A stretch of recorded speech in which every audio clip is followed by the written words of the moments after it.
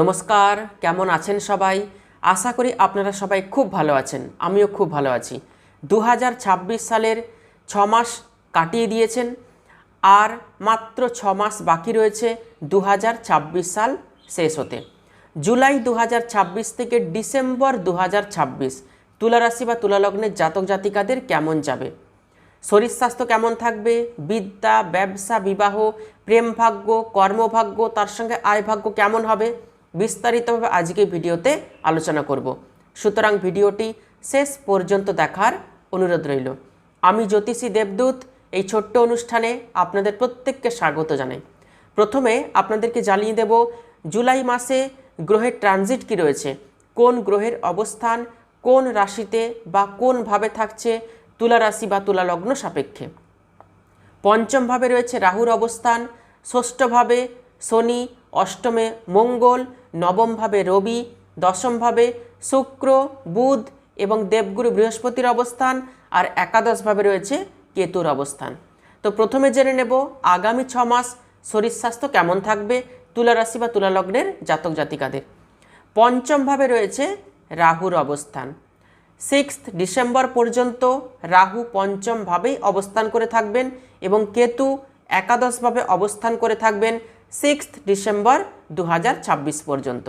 পঞ্চমপতি শনি ষষ্ঠভাবে অবস্থান করে রয়েছে।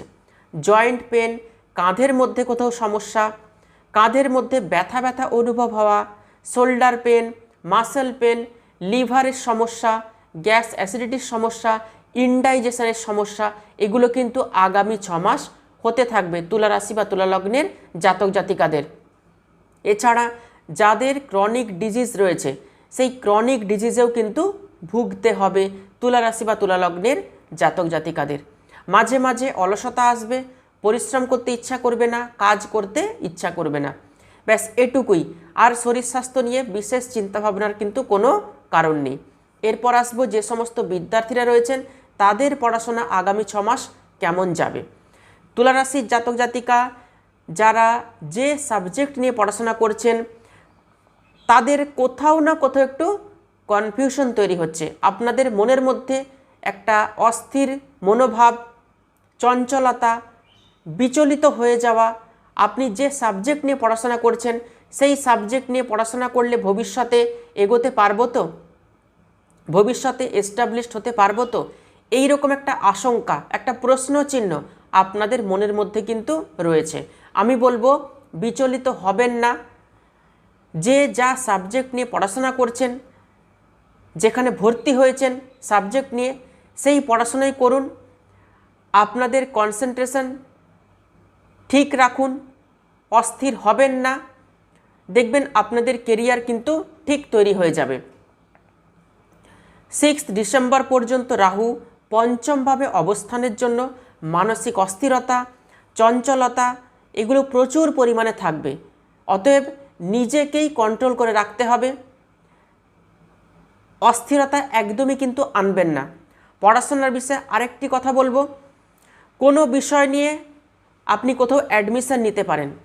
আপনার মনে হয়তো চিন্তাভাবনা রয়েছে MBA করবেন, MTech করবেন, বা যে কোনো বিষয় নিয়ে আপনি কোথাও অ্যাডমিশন নিতে চাইছেন, মন স্থির রয়েছে, আপনি ভর্তি হতে পারেন, কোনো অসুবিধে নেই। তবে পড়াশোনার বিষয়ে যা কিছু সিদ্ধান্ত নেবেন মন স্থির রেখে সিদ্ধান্ত নেবেন, পরিবারের সাথে আলোচনা করে তবেই সেই সিদ্ধান্তে উপনীত হবেন। পঞ্চমে রাহু, পঞ্চমপতি শনি ষষ্ঠভাবে। প্রেমজ সম্পর্কে কিছু না কিছু সমস্যার মধ্য দিয়ে কিন্তু আপনাকে যেতে হবে এবং আমার মনে হয় আপনারা প্রেমজ সম্পর্কে কিছু না কিছু সমস্যার মধ্য দিয়ে যাচ্ছেন। আপনারা অবশ্যই কমেন্ট করে লিখে জানাবেন কাদের কাদের এই সমস্যাগুলো আসছে। মাঝে মাঝে ব্রেকআপ হতে পারে, একটা মেন্টাল ডিস্টেন্স তৈরি হতে পারে প্রেমজ সম্পর্কে, অথবা কারোর সাথে আপনার প্রেমজ সম্পর্ক রয়েছে। তো সমস্যাগুলো কাদের বেশি করে হবে? যারা ইন্টারকাস্ট প্রেমজ সম্পর্কের মধ্যে রয়েছেন তাদের সমস্যাগুলো কিন্তু বেশি করে হবে। তার কারণ পঞ্চমপতি শনি রয়েছে ষষ্ঠভাবে, তাদেরই কিন্তু সমস্যা একটু বেশি করে আসবে। তো প্রেমজ সম্পর্কের দিকে একটু লক্ষ্য রাখতে হবে যাতে সম্পর্ক ঠিক থাকে। এরপর আসবো বিবাহিত জীবন কেমন থাকবে আগামী 6 মাস। সপ্তমপতি রয়েছে অষ্টমভাবে, মঙ্গল অষ্টমভাবে অবস্থান করছে। 3 সেপ্টেম্বর পর্যন্ত একটু টেনশনের কারণ রয়েছে। 3 সেপ্টেম্বরের পর থেকে বিবাহিত জীবন ঠিক থাকবে, বিবাহিত জীবনে অশান্তি ঝামেলাগুলো কিন্তু মিটে যাবে। এর সঙ্গে বলবো আপনার হাজব্যান্ড বা ওয়াইফের কর্মক্ষেত্রেও কিন্তু উন্নতি হবে, ভাগ্য পরিবর্তন হবে। কবে? 3 সেপ্টেম্বরের পর থেকে। দেবগুরু বৃহস্পতি 12 বছর পর উচ্চস্থ হয়েছে কর্কট রাশিতে, অর্থাৎ তুলা রাশি বা তুলা লগ্ন সাপেক্ষে দশমভাবে। নভেম্বর পর্যন্ত দেবগুরু বৃহস্পতি উচ্চস্থ অবস্থাতেই থাকবে। তো বিবাহিত জীবন কিন্তু আগামী দিনে ঠিক হতে চলেছে, বিবাহিত জীবনের ঝামেলা অশান্তিগুলো কিন্তু মিটে যাবে। নভেম্বর 2026-এর মধ্যে কর্মক্ষেত্রে শুভ পরিবর্তন আসবে দেবগুরু বৃহস্পতির কৃপায়। ম্যানেজমেন্ট স্কিল বৃদ্ধি পাবে। ঊর্ধ্বতন কর্তৃপক্ষের মধ্যে এতদিন সমস্যা এসেছিল, কোথাও না কোথাও একটা বন্ডিংয়ের অভাব ছিল, সেই বন্ডিংগুলো কিন্তু ঠিক হয়ে যাবে। কর্মক্ষেত্রে অশান্তি ঝামেলা বা হিংসার একটা মনোভাব ছিল আপনাকে নিয়ে, তো সেই সমস্যাগুলো কিন্তু ধীরে ধীরে মিটে যাবে। 3-4 মাসের মধ্যে কর্মে প্রমোশন, ট্রান্সফার এগুলো অবশ্যই হতে চলেছে তুলা রাশি বা তুলা লগ্নের জাতক জাতিকাদের জীবনে। কেরিয়ারে কিন্তু পরিবর্তন অবশ্যই হবে। বৃহস্পতি পরবর্তী সময়ে একাদশভাবে প্রবেশ করবে, শত্রুতা থেকে কিন্তু রিলিফ পেয়ে যাবেন।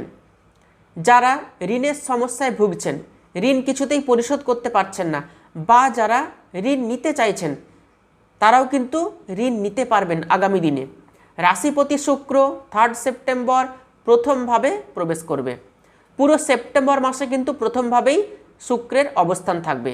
অক্টোবর মাসও কিন্তু তুলা রাশির জন্য ভালো সময়। সেপ্টেম্বর অক্টোবর এই 2 মাস কিন্তু তুলা রাশির জন্য অত্যন্ত শুভ সময়। সেপ্টেম্বর অক্টোবর এবং নভেম্বর এই 3 মাস সর্বশ্রেষ্ঠ সময় তুলা রাশি বা তুলা লগ্নের জাতক জাতিকাদের জন্য। এই 3 মাস কর্মক্ষেত্রে শুভ পরিবর্তন আসবে। যারা জমি গাড়ি বাড়ি সেল অথবা পারচেস করতে চাইছেন তাদের জন্যও শুভ সময়। বাড়িতে শুভ অনুষ্ঠান মাঙ্গলিক অনুষ্ঠানের জন্য কিন্তু অত্যন্ত শুভ সময় সেপ্টেম্বর অক্টোবর এবং নভেম্বর মাস। যারা গাড়ি কিনতে পারেননি, বাড়ি কিনতে পারেননি, জায়গা জমিতে ইনভেস্ট করতে পারেননি, আপনারা ভাবছেন কবে জায়গা জমিতে ইনভেস্ট করবেন, বাড়ি কিনবেন অথবা গাড়ি কিনবেন, তো আমি বলবো সেপ্টেম্বর অক্টোবর নভেম্বর এই 3 মাসের মধ্যে যা কিছু শুভ কাজ করার তুলা রাশি বা তুলা লগ্নের জাতক জাতিকা আপনারা কিন্তু করে নেবেন। যারা ব্যবসা করছেন, ব্যবসা মন্দা চলছে, ব্যবসাও কিন্তু আগামী দিনে ভালো হতে চলেছে, ব্যবসাতে ইনভেস্ট করতে পারেন। যারা পার্টনারশিপ ব্যবসা শুরু করতে চাইছেন বা যারা নতুন ব্যবসা শুরু করতে চাইছেন তারা কিন্তু আরম্ভ করতে পারেন নতুন কোনো ব্যবসা সেপ্টেম্বর মাসে, অক্টোবর মাসে অথবা নভেম্বর মাসে। কি ব্যবসা করবেন, আপনাদের জন্মকুণ্ডলিতে কোন ব্যবসা সবথেকে সুটেবল হবে, আপনাদের পছন্দ মতো জ্যোতিষীকে দেখিয়ে তবেই কিন্তু ব্যবসার প্রোডাক্ট সিলেক্ট করে নেবেন। সেপ্টেম্বর মাস থেকে তুলা রাশি বা তুলা লগ্নের জাতক জাতিকাদের জন্য ভালো সময় আসছে। দেবগুরু বৃহস্পতিরও সম্পূর্ণ সাপোর্ট পাবেন। কর্মফলদাতা ন্যায়ের কারগ্রহ শনিদেবেরও কিন্তু সম্পূর্ণ সাপোর্ট পাবেন, কারণ 27 জুলাই শনিদেব মার্গী থেকে বক্রী হচ্ছেন। অতএব শুভ সময় আসতে চলেছে তুলা রাশি বা তুলা লগ্নের জাতক জাতিকাদের। যারা আমাকে দেখাতে চাইছেন আপনাদের পার্সোনাল জন্মকুণ্ডলী তারা অবশ্যই বুকিং নাম্বারে ফোন করে যোগাযোগ করতে পারেন। ভালো থাকবেন, সুস্থ থাকবেন, দেখা হচ্ছে পরবর্তী ভিডিওতে। অসংখ্য ধন্যবাদ।